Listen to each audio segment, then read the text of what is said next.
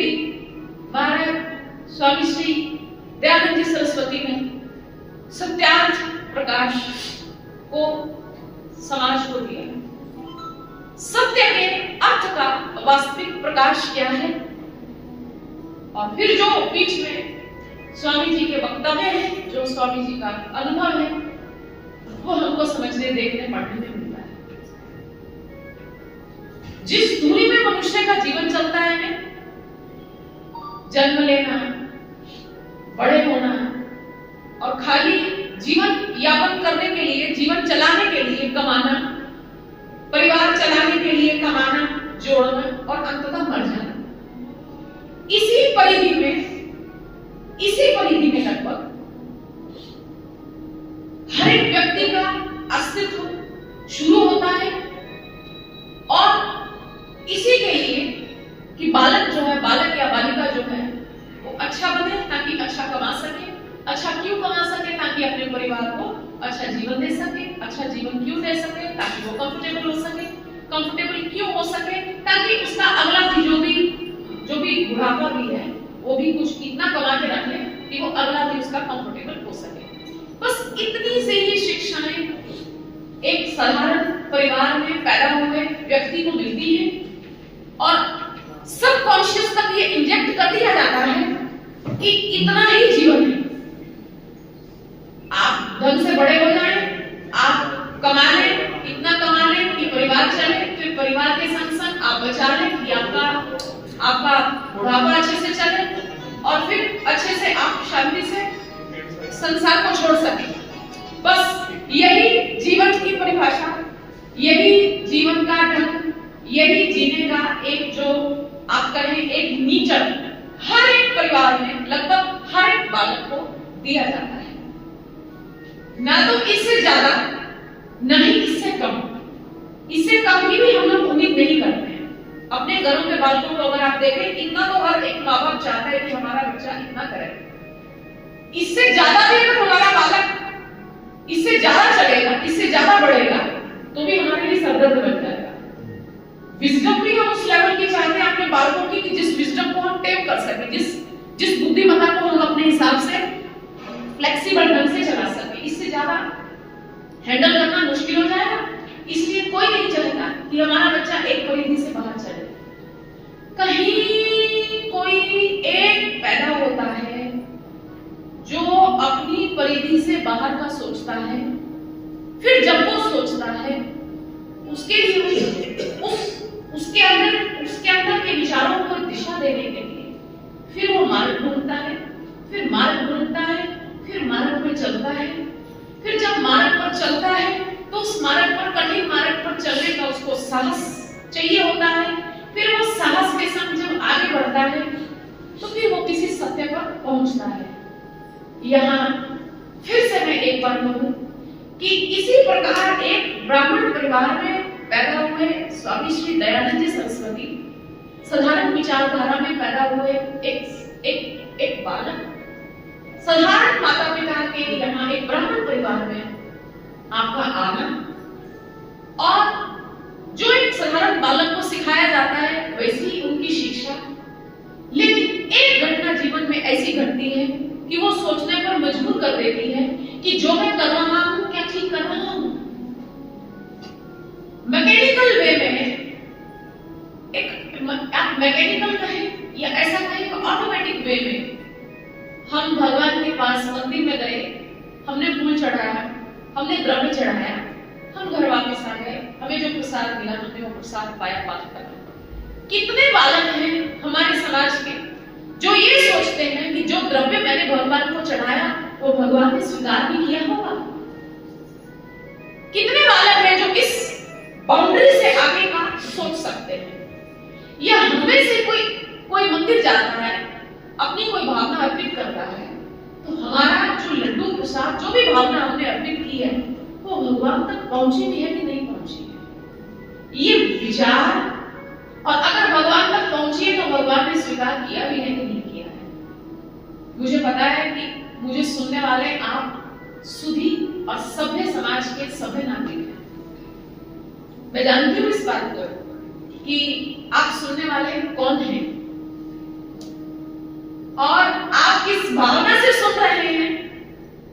सनातन को जीते जीते या एक महात्मा होने के नाते शायद हृदय के जो तार हैं वो अंदर जुड़ जाते हैं और न समझ जाते हैं। मुझे नहीं मालूम आप बहुत प्यार से सुन रहे हैं कि आप मजबूरी में सुन रहे हैं।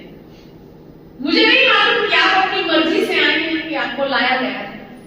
मुझे ये भी नहीं मालूम कि आपको जबरदस्ती बिठाया गया है या कि आप बैठना चाहते हैं। मुझे नहीं मालूम है, लेकिन मुझे इतना मालूम है कि मैंने 4 बजे अपना वक्तव्य शुरू किया है और 5:30 तक जब मेरा समय खत्म होगा तब तक मुझे आपको कुछ ऐसा दे देना है जो आपके लिए सदा सदा के लिए आपकी आत्मा में बीत जाए। और आप जानते हैं कि स्वामी श्री दयानंद सरस्वती महाराज ने समाज के उस वर्ग को उठाने का काम किया है जिस वर्ग को शायद बराबरी कभी न मिलती। और यहाँ माइयों की जो संख्या बैठी है, इस संख्या को मैं आप सबको मैं सत्य से भी अवगत करा दूं कि आप डीएवी के संग जुड़े हुए हैं। माइयों को, बेटियों को वेद पढ़ने का अधिकार नहीं था और उस समय समाज के तथाकथित लोगों ने बिल्कुल स्त्री शिक्षा की खिलाफ, स्त्री शिक्षा के बिल्कुल अगेंस्ट जुड़े। मतलब औरत का काम नहीं है पढ़ना पढ़ाना, वेद तो बहुत बड़ी बात है, लड़की का काम ही नहीं है कि इसको पढ़ने के लिए भेजा जाए। ये घर की 4 दीवारी में ठीक है, क्यों? क्योंकि अगर ये बाहर चली गई तो फिर सारा काम खराब हो जाएगा, ये मर्यादा भूल जाएगी। ये उस समाज में ऐसा घटा जिस समाज में कभी लोक मुद्रा, गार्गी, मैत्री, मदालसा जैसी वेद स्त्रियां हुई हैं, उस समाज का ऐसा विघटन हुआ कि उस समाज में स्त्रियों को पढ़ने के लिए भेजते नहीं थे। और हम उन महापुरुष की कथाओं को श्रवण करने के लिए बैठे हैं जिस महापुरुष का ऋण है हम पर। अगर आज हम पढ़ रहे हैं या आज हम अपने फील्ड में बहुत बढ़िया कर रहे हैं तो उसके पीछे सब मायने, कोई भी हो चाहे वो हमारे समाज की, तो सब मायनों के जो पीछे स्वामी दयानंद सरस्वती जी महाराज का योगदान है। अगर उन्होंने ये समाज को दिशा और दशा ना बताई होती तो मेरे हिसाब से आज भी मामला गड़बड़ होता। तो ये हमारा सौभाग्य है कि हम एक एवरेज चलते हुए अपने जीवन में, एक मैकेनिकल से चलते हुए अपने जीवन में आपको मौका मिला है, 1-1.5 घंटा मिला है कि आप थोड़ा सा अपनी विचारधारा से कुछ अलग, कुछ इतर, कुछ डिफरेंट सोच सकें। भले हम सुनना नहीं चाहते और एज अ टीचर आप सब अच्छा रहे हैं, मुझे ऐसा महसूस होता है आप सबके दर्शन करके कि आप सब अच्छा रहे हैं, आप सब पढ़ने पढ़ाने में रुचि रखते हैं। और हमारा सनातन कहता है आचरते ही आचार्य, जिसके आचरण में है वही आचार्य है। जो जीना जानता है वही जीने की शिक्षा दूसरे को दे सकता है। अब जितने भी आप टीचर्स हैं, आप मैथ मिस्ट्रेस, कोई इंग्लिश के, कोई लैंग्वेज के होंगे, तो अगर लैंग्वेज आपके जीवन में उतरी हुई है तभी उस लैंग्वेज को आप बालक के जीवन में उतार सकते हैं। किसी भी सब्जेक्ट में अगर आप एक्सपर्ट हैं, अगर वो सब्जेक्ट आपका जीवन बन चुका है तभी उसको आप किसी के जीवन में उतार सकते हैं। फिर से एक बार कहूं, फिर से अपनी विचारधारा को मैं, अपने विचारों को मैं कथा में ले आऊं, क्योंकि ये श्रावण मास की पवित्र जो अमृतमय कथा का आप लोग आयोजन करते हैं। शब्द शब्द बहु अंतरा, शब्द के हाथ न पाओ, एक शब्द बने औषधि, एक शब्द करे घाव। शब्द शब्द में भेद है।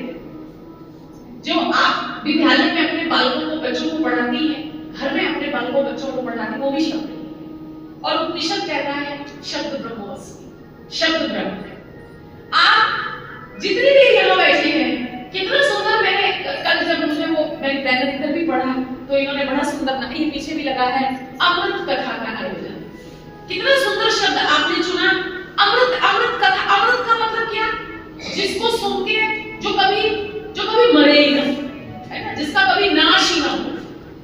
तो ये जिस कथा को आप लोग आज प्रारंभ हो रहा है और 15 अगस्त को विश्राम होगा, मुझे ऐसा लगता है कि इस कथा को जब हम कहेंगे, आप सुनेंगे, तो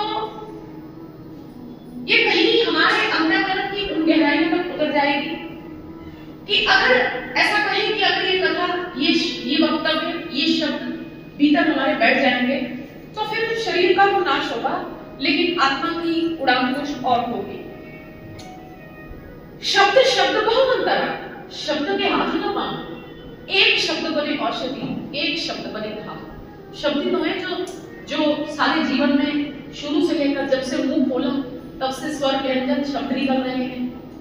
जब से मानव चेतना, एक बालक की चेतना जब थोड़ी उड़ान भरती है तो शब्द उसको भगवती की ओर से या ऐसा कहें परमात्मा की ओर से शब्द उसके भीतर प्रकट होते हैं, और जो उसके इर्द गिर्द चल रहा होता है वही उसकी वोकैबुलरी बन जाती है, फिर उसी हिसाब से वो बच्चा बोलता है।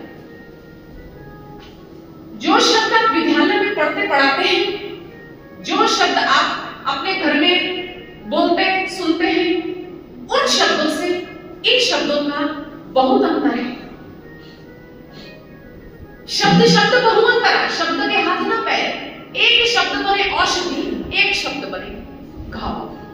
कोई कुछ ऐसा बोल देता है हमारे मन से निकलता ही नहीं है, हमारे भीतर से जाता ही नहीं है। किसी ने कोई ऐसा नेगेटिव बोल दिया, वो बार बार हमारे कान में जाएगा, बार बार वो हमें याद आएगा, देखो इसने मेरे बारे में कितना नेगेटिव कहा, और उससे